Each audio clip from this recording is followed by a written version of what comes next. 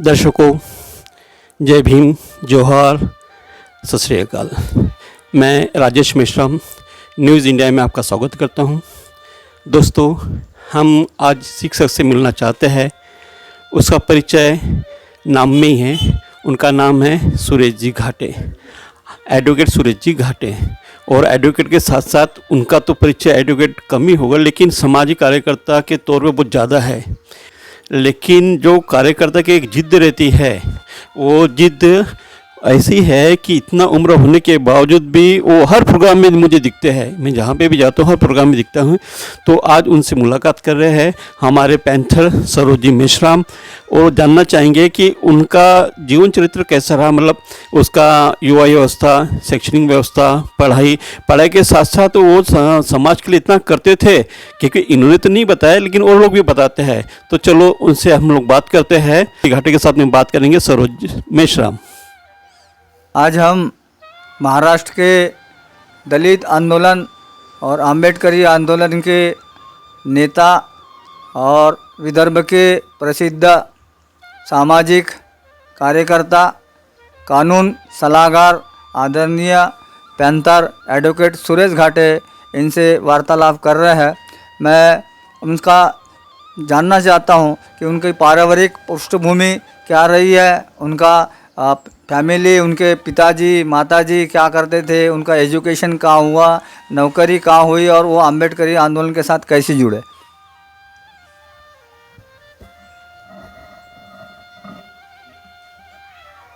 साथियों, मैं यहाँ नागपुर में, इस नागपुर शहर के अंदर में पिताजी हमारे इम्प्रेस मिल में थे, और इम्प्रेस मिल के अंदर में वो हेड जॉबर थे। हेड जॉबर के साथ साथ में वो स्टोर के ऊपर के इंचार्ज भी थे। तो ये हमारा जो परिवार जो है, ये पहले ये कामठी रहता था। पिताजी इम्प्रेस मिल में हेड जॉबर, और ये स्टोर के ऊपर बनने के बाद में 1930 में हमारे पिताजी नागपुर आए, और नागपुर में बसने के बाद में परिवार के साथ में वो चलते रहे। मैं उनका तीसरे नंबर का बेटा हूँ। हमारा जो हम 4 भाई थे और 4 बहनें, सभी लोग हम पढ़े लिखे, और सभी भाइयों को, बड़े जो भाई थे वो आर्कियोलॉजिस्ट थे, भारत स्टेट गवर्नमेंट में पुरातत्व विभाग में थे, वो अधिकारी थे। मैं सेकंड नंबर का, तीसरा भाई एजुकेशन ऑफिसर, और चौथा भाई तहसीलदार। तो ये हमारी सीरीज थी, और बहन लोग भी पढ़ी लिखी थी। और सभी की शादी होने के बाद में वो अपने घरों में गई, और अपने घरों के अंदर में वो सुखी संसार के साथ में उनका वो जीवन बिताते गए। हाँ, मैं इनकम टैक्स के पहले 1966 में जब मैं BSc पार्ट 1 का विद्यार्थी था, BSc पार्ट 1 पास होने के बाद में जब मेडिकल के एडमिशन के लिए मैं गया था, तो आप सभी को पता होगा कि वहाँ जो सीनियर स्टूडेंट रहते हैं, जैसा मैं एडमिशन फॉर्म प्रवेश के लिए वहाँ मेडिकल कॉलेज में गया, तो वह जो रैगिंग की जो प्रथा पहले थी 1966 के अंदर में, तो सीनियर लोगों ने कुछ ये कहते छेड़छाड़ किए थे। उस छेड़छाड़ की वजह से मैं काफ़ी गुस्से में आ गया था, और वही मारपीट होने की वजह से उसी वक्त में मेरा जो एडमिशन का जो दौर चालू था, वो एडमिशन की कि भाई अभी इसका एडमिशन भी नहीं हुआ, तो ये इस प्रकार की ये हरकत होती होगी, तो ये आगे कैसा पढ़ेगा, क्या करेगा। वो मेरे को वहाँ एडमिशन नहीं हुई। बाद में पिताजी ने देखा कि वह मैं या इस प्रकार का हरकत करता हूँ, तो पिताजी ने बम्बई भेजा, और बम्बई जाने के बाद में मेरी बहन चेंबूर रहती थी और चेंबूर में रहते वक्त में मैं जब ऐसा घुमा फिरा करता था तो गोदरेज कंपनी में मैं पार्ट टाइम कुछ दिन काम किया। गोदरेज में काम करते हुए पहले से मुझे ये सामाजिक फील्ड की बड़ी लगन थी। 1959 में जब हरदास बाबू आवे अब मसाल मोर्चे पर इस नागपुर दक्षिण नागपुर से जब खड़े थे, उनका मसाल मोर्चा मसाल चिन्ह था और मसाल चिन्ह तो मैं करीब तकरीबन उस वक्त में 12-13 साल का होगा और 12-13 साल से ये जो सामाजिक जो काम है, ये सामाजिक काम की लगन जो थी, पिताजी अच्छे सर्विस में थे, हेड जॉबर थे, स्टोर कीपर होने की वजह से काफ़ी पैसा हमारे पास में रहता था। पिताजी जो कुछ चिल्लर पैसा देते थे, बचपन की जो आदतें रहती है, बचपन की आदत के मुताबिक हाफ पैंट के अंदर जब पैसे हम चिल्लर पैसा अपने जेब में डालते थे और जेब में डालने के बाद में जब हम रास्ते से निकलते थे आवाज़ करते तो बच्चे लोग हमारे जैसा पैसे का आवाज़ होता, बच्चे हमारे पीछे लगते थे। तो हम अपने माता पिता को ये कहा करते कि भाई ये जो बच्चे लोग ये क्यों पीछे रहते, ये पीछे लगते हमारे पीछे। तो पिताजी का माता जी का कहना था कि वो बच्चे बेचारे अपने गरीब छोकरे, उनके बाबा मजदूरी करते, उनके पास ये नहीं रहता है, तेरे पास में पैसा पिताजी लाता है, वो करता है। तो ये बातें तो सामाजिक जान वैसे कि भाई ये क्यों गरीब है, हम क्यों आप क्यों पैसा है, ये जान 12-13 की उम्र से आई। हरदास बाबू आवरे का मसाल मोर्चे के टाइम पर जिंदाबाद मुर्दाबाद के नारे, आगे बढ़ो पीछे बढ़ो, ये सब सिलसिला चलवा। 1966 में जब मैं यहाँ बम्बे में गया, बम्बे में मैं वो गोदरेज कंपनी में काम करते हुए शिवसेना का बाल्यावस्था में थी, शिवसेना का उसी टाइम में स्थापना हो चुकी थी।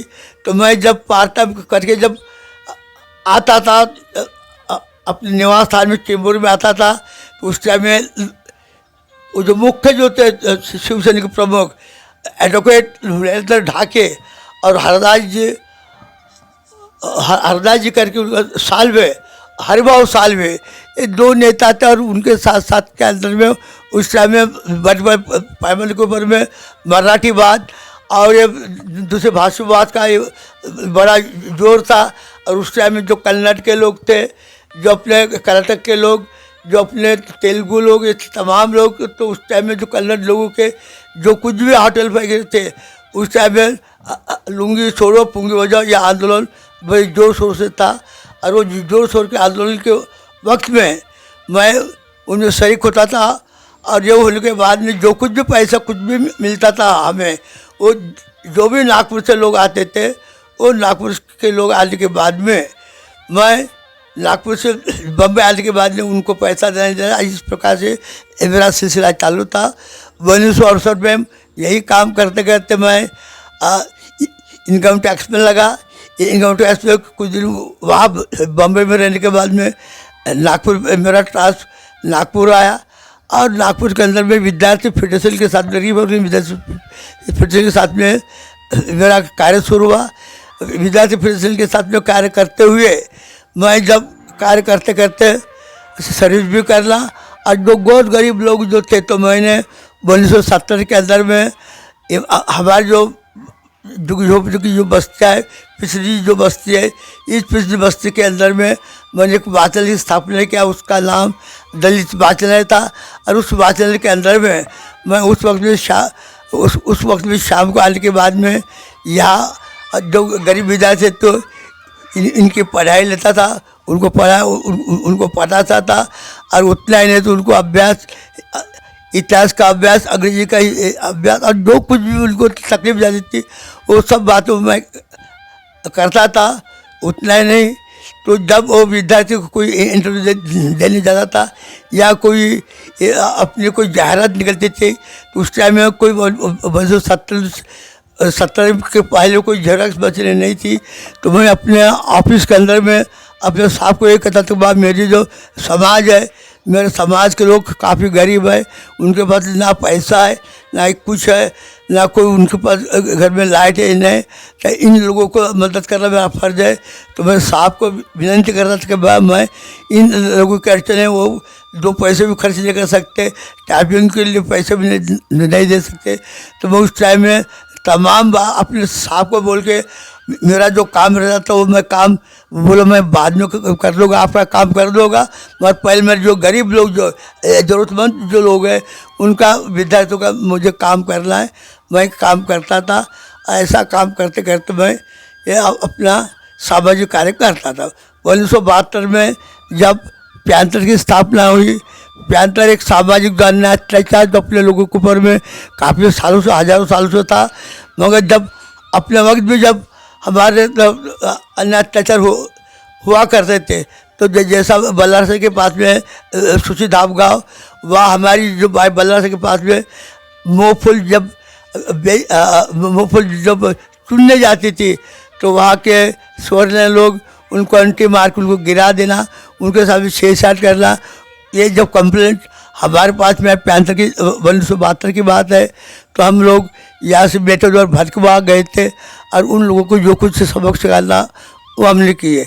दूसरा, हरिजन 15 सरकार ने भाई जात पात मिटाना चाहिए, इसलिए उन्होंने हरिजन 15 ब्राह्मण लोग, हिंदू लोग और दलित लोग एक मिल के सब भोजन करेंगे, ऐसा करके उनका एक कार्यक्रम था। अब भोजन का, स्वभोजन का, हमने बोला कि बस सिर्फ भोजन देने से और बैठने से कोई जात पात नहीं जाएगी। तो हमने ये ढोंग धतूरा इसे सरकार ने बंद करना चाहिए। इस जात पात निकलना है तो खून का रिश्ता करो, और जब तक खून का रिश्ता नहीं होगा तब तक इस देश की जात पात नहीं जाएगी। तो हमने रात को मेहता सऊद में समझे थे, भीमराव नाइक थे, प्रकाश रामटेक थे, हम रात को गए और रात को जैसा वो जैसी पंगत बैठी वैसे हमने वो पंगत की पंगत उड़ा डाले। वैसा ही हमारे कर्मचारी के ऊपर में भी, कर्मचारी तो सर्विस करते थे मगर वहाँ भी जात पात पैमाने पर था। तो एक हमारा ये जो फौसनी का कार्यालय है, जहाँ जो खून के धब्बे वगैरह जांचते हैं, वो फौसनी किलोमीटर के अंदर में बोरकर नाम का कामटे का एक हमारा कर्मचारी था, उसके साथ में उसका वरिष्ठ अधिकारी एक चपा से था। तो वो अधिकारी बोलता था कि बस तुम हमारे पेशाब लेके जाओ, हमारा ब्लड लेके जाओ और वो जांच के लेके आओ। ये जब बात हमको पता लगी तो हमने बोला बस ठीक है, ब्लड तो ठीक है, मेरे पेशाब क्यों बतलाता वो अधिकारी। तो हमने उसको मना के, वो बोले मैं अधिकारी हूँ, मैं कुछ भी कर सकता हूँ। तो हमने जाके उस टाइम में एक फौजी लिबर्टी का ऑफिस यहाँ था आमदा निवास के बाजू में, हमने जाके वहाँ तोड़ फोड़ के वहाँ पर ये किए। तो ऐसे जहाँ भी अन्य अत्याचार होते तो अन्य अत्याचार के मुकाबले में जो भी बात होती थी तो वो सब बातों को हम उसका प्रतिकार करते थे। और जब कोई केसेस लगती थी तो मैं गवर्नमेंट सर्विस में होने की वजह से मुझे ये कहना था मेरे नेता का, राजा ढाले का, एक कहना था कि बात तू सुरेश ये तू काम करता है, तो काम करते वक्त में अपने नौकरी को बचाया कर, और बचाते हुए वक्त में यदि तू बचा तो जो अपने कार्यकर्ता जो जेल पास हो जाएंगे या जेल में जाएंगे उनकी राहत, उनकी जमानत का काम, तो इतना काम तो तू कर सकता है। तो मैं अपने तनमान से पूरा में पगार अपने घर की सालवंशी में, उस जमाने में अपने घर की सालवंशी निकल आता, और सालों से निकाल के जो भी हमारे कार्यकर्ता लोग जो अंदर होते थे उनकी जमानत थी उनको रिहा कर, माने तनमान धन से जो भी होता था ये काम तमाम करते हुए मैं इस आंदोलन के तरफ में था। पैंथर में 2 गुट होने की वजह से कुछ मतांतर हुए, नाम जो दसार अलग हुए, राजाधार अलग, और राजाधार के साथ में हम लोग गए, मास मूवमेंट निकाले, और मास मूवमेंट के तहत में मास मूवमेंट का नाम होने का था तो दलित पैंथर का नाम काफ़ी था। तो दलित पैंथर के लेवल में लाल निकले। मैंने 1977 में बेकारी विरोधी आंदोलन 1.5 माह सिवाय जो एम्प्लॉयमेंट एक्सचेंज के सामने में वो आंदोलन किया, और वो 1.5 महीने के आंदोलन के वजह से ज़बरदस्त आंदोलन हुआ था वो बेकारी विरुद्ध आंदोलन, और उस आंदोलन की वजह से काफ़ी लोग उसमें रमेश ढोले, टुका कोचे, प्रकाश रामटे के, भीमराव नायक, ऐसे तमाम अन्य लोग भी तब अपने उस टाइम में न कोई डिफेंस में लगा, कोई हेल्थ डिपार्टमेंट में लगा, कोई जिला बैंक में लगे, ऐसे तमाम लोग लगे। 1977 के बाद में नामांतरण का आंदोलन आया। 78 के अंदर में 27 जुलाई 1978 के अंदर में ये आंदोलन हुआ।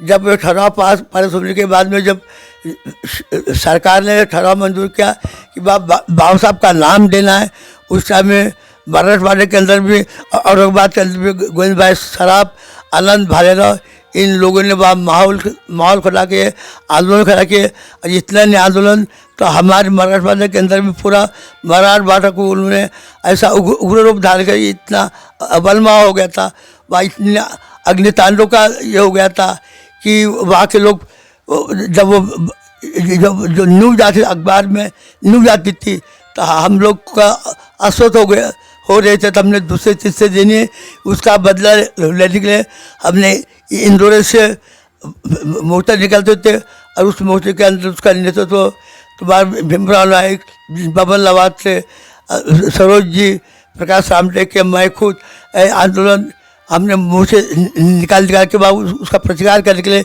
यदि तो वाकई यदि आंदोलन हमारे लोगों के ऊपर का जो अत्याचार हो रहा, हमारे जो मकान जले जा रहे वो यदि बनने हो गए तो हम यहाँ के जो भी स्वर्ण की बस्तियाँ हैं हम उसको जला के राख कर देंगे। इस प्रकार की धमकी की वजह से शासन ने